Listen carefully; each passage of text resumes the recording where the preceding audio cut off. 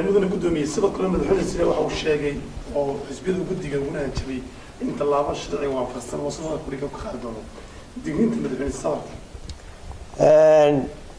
horta dee inuu sharciga ixtiraamayo inuu ballanta ixtiraamayo iyo inuu dastuurka ixtiraamayo waxaa inaga filan markhaati ah tallaabadu maanta qaaday madaxweynuhu waxaa laygu yidhi xukaamtii xukuntay dacwaddii aanu geynay marka laga reebo gudoomiyaha maxkamadda sare u wadeeriyey wuxuu ku eriyey cadaalad baa xukunteen hadduu ku eriye cadaalad baa xukunteen ma wuxuu markaa cadaalad darrada ayuu helinayaa hadduu ku xukumeen sharci waxay agtay sharci darrada u helinaya waxay la tahay hanjabaadu waxaan qabaa uun hadday tahay dembi sharci waafaqsanna